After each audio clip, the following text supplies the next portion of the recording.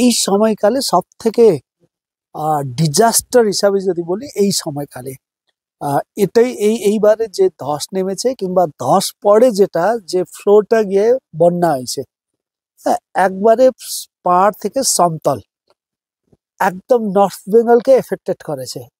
এটা একটা বড় ডিজাস্টার আমরা মনে করছি।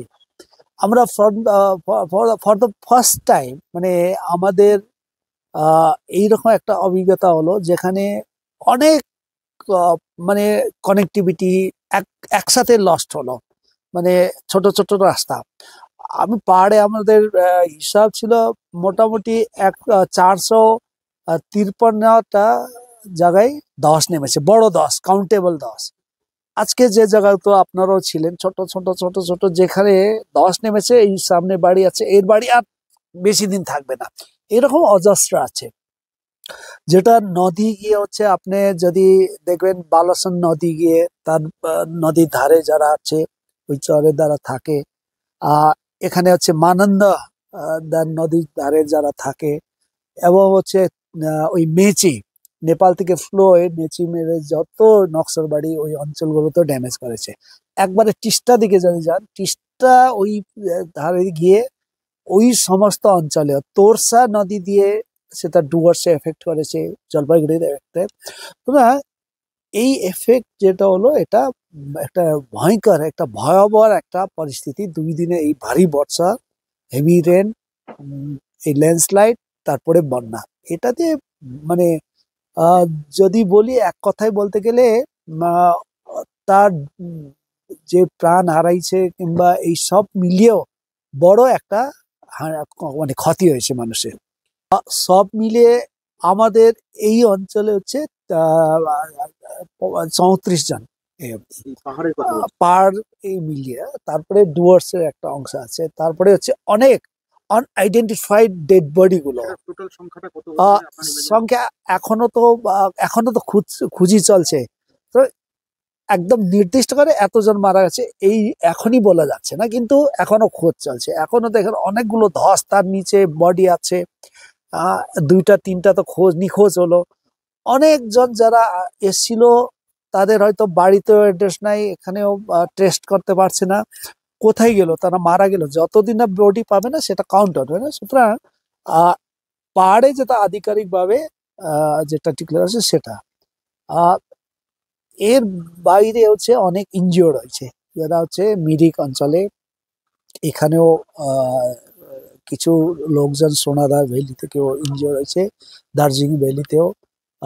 আপনারা দেখবেন ওই বিজনবাড়ি, একদম ইন্টেরিয়ার জায়গা, বিজনবাড়ি, তিস্তা ভ্যালি, আপনি দেখবেন একদম রাংবাং, সুকিয়া ব্লক, এই ব্লক ধরে সব জায়গায় হচ্ছে আমরা মানে 453টা টোটাল ধস নেমেছে, যেটা ড্যামেজেবল ধস।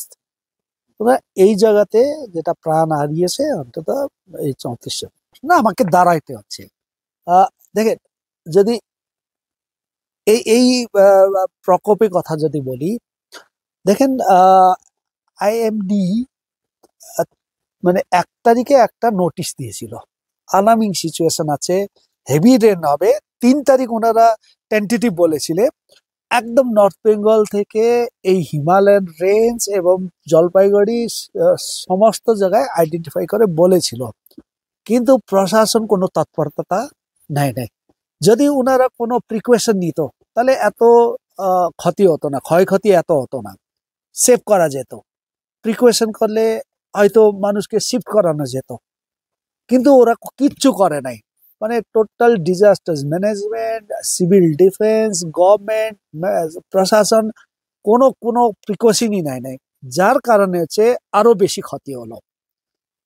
আপনারা দেখবেন যেদিন ফার্স্ট ডে যে মানে ধস নামলো কিংবা এই সমস্ত যখন ড্যামেজ শুরু হয়ে গেল, তখন হচ্ছে আমাদের একটা টিম হেল্পলাইন সব থেকে প্রথম, তখন গভর্নমেন্টও ওই করে নাই, তখন কিন্তু আমাদের ক্যাডাররা এই সুনাদা অঞ্চলে, যেমন তিলা, আমাদের রেজিনা, আমাদের মহেন্দ্রা, ওরা একদম মানে স্পটে নেমে গেছিল রাত্রেবেলায়, রেস্কিউ করেছে।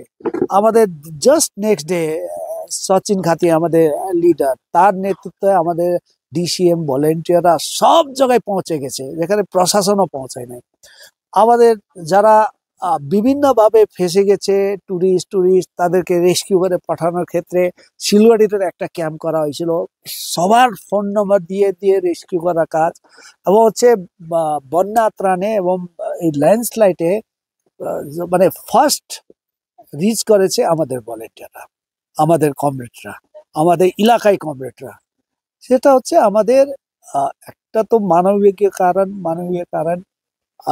আমরা সেকেন্ডলি একটা রেসপন্সিবিলিটির মধ্যে পড়ে। রেড ভলেন্টিয়ার সবাই বাড়িতে ঢুকেছিল যখন ওই করোনার সময়, রেড ভলেন্টিয়ার প্রথম সারিকে ছিল। একদম একইভাবে আজকে না হয় সবাই নেমেছে ভালো, মানে সব এটাতে। যখন বিজেপি টিএমসি নিজেদের মতো মারামারি করছে, যখন নিজেদের মতো কম্পিটিশন করে কে পলিটিক্স করতে শুরু করেছে, তখন আমরা কিন্তু মানুষের জন্য ত্রাণ সংগ্রহ করেছি। আমরা জাস্ট সেই দিনই ডিসিশন করে শিলিগুড়ি পার্টি জেলা কমিটি শিলিগুড়িতে ত্রাণ সংগ্রহ করে এবং সর্বস্তরের মানুষ স্বতঃস্ফূর্তভাবে মানুষের পাশে দাঁড়িয়েছে, যে যার পারলো, কে কত পারলো সেটা আমরা আবার এটাকে ত্রাণ আমরা মানুষকে ইমিডিয়েটলি পৌঁছাতে পারছিলাম। ওই সময়টা হচ্ছে রাজনীতি করতে ব্যস্ত ছিল, আমরা মানুষের পাশে দাঁড়িয়েছিলাম। দেখেন এটা পরপর 2007 দেখেন যে 2009, 2011, 2023 পরপর কিন্তু এরকম ইনসিডেন্ট, হ্যাঁ, আর্থকুইক কিংবা ল্যান্ডস্লাইড এটা পরপর হয়ে যাচ্ছে। তার একটা মেন মেজর কারণ হচ্ছে ইয়ং মাউন্টেন, আমাদের মানে দার্জিলিং এই সমস্ত এরিয়া, এই ইয়ং মাউন্টেনের মধ্যে ডিফরেস্টেশন ব্যাপক বাড়ছে। এবং সকল উন্নয়নের নামে বড় বড় বিল্ডিং, যেটা কারো বেআইনি ভাবে বড় বড় বিল্ডিং করেছে। হোমস্টে কনসেপ্টটা একটা, গরিব মানুষ নিজের বাড়ি মানে একদম গ্রামে তার কালচারালি ইনটেক থেকে একটা করবে, কালচারালি তার এর মধ্যে ইনবিল্ড করবে, সেটা না, বড় একটা ঘর ভাত বাইরে থেকে এসে 2-3টা বড় বড় একদম আধুনিক ঘর তৈরি করলো, সেটাকে নাম দিল হোমস্টে। সেখানে হচ্ছে যেখানে সেখানে ওই একটা এটা, এর ফলে হচ্ছে মানুষ মানে আস্তে আস্তে ওখান থেকে মানুষ মানে বিস্তাপিত হচ্ছে, মানে মানুষ মাইগ্রেন্ট হচ্ছে। সেকেন্ড হলো এই সমস্ত এরিয়া দেখেন তিস্তা নদীর উপরে সে হাইড্রো প্রজেক্ট প্রাইভেটদেরকে 26টা, একদম সিকিম থেকে এখানে 26টা হাইড্রো প্রজেক্ট অ্যালাউ করেছে, যেটা একদমই না। ওখানে হাইড্রো প্রজেক্টের প্রেসারে আজকে NH-31 ধ্বংস হয়ে যাচ্ছে। তার উপরে দেখবেন একদম রেলওয়ে লাইন, হ্যাঁ, ক্যানাল করে ওটা ইয়ং মাউন্টেন। এমনি ওখানে ভার্নারেবল একটা সিনিক ফোর্ট, মানে এটা সিনিক জোন 4-তে এখানে আছে, ওর মধ্যে এইরকম একটা শুরু করেছে। বড় বড় চা বাগানে আজকে বিল্ডিং গুলো, মানে এই 5 স্টার হোটেল এগুলো শুরু করেছে। সেটা হচ্ছে এশিয়ান হাইওয়ে, দেখবেন এশিয়ান হাইওয়ে যা করেছে সব রাস্তা ধারে দুই দিকে গাছগুলো সব কেটে দিয়েছে। সো এই বেআইনি কনস্ট্রাকশন, এই ক্যাপিটালকে এক্সপ্লয়েট করার যে যতটা মানে সুযোগ দিল, তত হচ্ছে আমরা পাহাড়ের উপরে এই বিপদটা নেমে আসলো, তাহলে এই দায়িত্ব তাহলে কেন নিবে, মানে সরকার কেন নিবে না? হ্যাঁ, আমরা অ্যাকিউজ করছি গভর্নমেন্ট সম্পূর্ণভাবে দায়ী, তাদের পলিউশন কন্ট্রোল কমিটি দায়ী, সেটা হচ্ছে টোটাল এই যেটা এনভায়রনমেন্ট যারা মিনিস্ট্রি আছে তারা কিভাবে তারা দিয়েছে, সেন্ট্রাল গভর্নমেন্ট কিভাবে তারা অ্যালো করছে এইরকম বিল্ডিং গুলো এই করতে। তো এটা হচ্ছে আজকে সাধারণ মানুষে তার বিনিময়ে প্রাণ দিতে হচ্ছে। মানুষ মানে বাড়ি ঘর ছাড়া আজকে ক্যাম্পগুলো থাকতে হয়েছে। তো এটা একদম অ্যাবসলিউটলি মানে ভুল নীতি, জনবিরোধী নীতির ফলে আজকে এই জায়গাতেই যাচ্ছে। এই যে রিসেন্টলি ইনসিডেন্ট নিয়ে আমরা প্রথম কথা হচ্ছে, আমরা দীর্ঘদিন থেকে, যখন আমি পার্লামেন্টে ছিলাম তখনও national centre for landslide study and research centre, সেটা খোলার জন্য আমরা এখানে দাবি করছিলাম, আজও করে নাই, কোনো সুরাই দেয় নাই। আজকে সবাই এখানে ভিজিট করতে আসে, এমপি আছেন, নর্থ বেঙ্গলে 16টা হচ্ছে বিজেপি এমএলএ, তারা কোনো কিন্তু আজ পর্যন্ত কোনো ইনিশিয়েটিভ নেয় না। আমরা এখানে প্রথম দিকে এটা ডপল যে ওয়েদার রেকর্ডার, এটা ইমিডিয়েটলি ডাটাগুলো এই করে, যাতে আমরা অ্যাসেসমেন্ট প্রত্যেকটা মুহূর্তে মুহূর্তে কি অ্যাসেসমেন্ট হবে সেটা আমরা ফিডব্যাক পেতে থাকি, তাতে হচ্ছে আমাদের অনেক প্রিকোয়েশন করা থাকতো। সেটা আমাদের ডিমান্ড ছিল, এখানে জনপ্রতিনিধিরা অনেক দিন ধরে তুলেছে, কিন্তু এখন অবধি কোনো এটা নিয়ে ইনিশিয়েটিভ করে নাই। জিওলজিক্যাল সার্ভে অফ ইন্ডিয়াকে আমরা অ্যাপ্রোচ করছিলাম, এটা একজ্যাক্ট পজিশন, তা এটা কি করতে হবে, এখনো কোনো সুরা করে নাই। আমরা এই জন্য ইমিডিয়েটলি আমার 2-3টা আমাদের কথা আছে। একটা হচ্ছে এই যে সমস্ত চা বাগান অঞ্চলে অঞ্চলে যাদের ক্ষয়ক্ষতি হয়েছে, যাদের জমিন শুদ্ধ বাড়ি মানে একদম নষ্ট হয়েছে, আর কিছুই নাই, যারা ক্যাম্পে বসতে পারছে, এর মধ্যে 11টা ক্যাম্প আছে মানে পাহাড়ে এখন বর্তমানে মোটামুটি 450 মানে পরিবার এইভাবে ছিঁড়ে ছিঁড়ে বসে আছে। ইমিডিয়েটলি টি গার্ডেনে ল্যান্ডগুলো, সেটা হচ্ছে এই ল্যান্ডে শিফট করার ব্যবস্থা করতে হবে, সেটা ডিএম কে বলেছি, ডিএম কে দায়িত্ব নিয়ে এই চা বাগানে অনারদেরকে, চা বাগানের ম্যানেজমেন্টকে বলতে হবে ইমিডিয়েটলি রিহ্যাবিলিটেশনে এই জমিনে ব্যবস্থা করতে হবে। আর এখানে জমিন পাওয়ার পরে গভর্নমেন্টকে বাড়ি করার দায়িত্ব নিতে হবে, সেন্ট্রাল স্টেট গভর্নমেন্টকে। 2 নম্বর বলেছি, যে জায়গাতে আজকে যে জায়গাগুলো আপনারা ঘুরেছেন সেটা দেখবেন একদম আনসেফ, যখন তখন এটা ধস নেমে নষ্ট হয়ে যেতে পারে, তাহলে মানে সেফলি একটা শিফট করা, তাহলে অল্টারনেটিভ একটা শিফট করানোর ব্যবস্থা করতে হবে।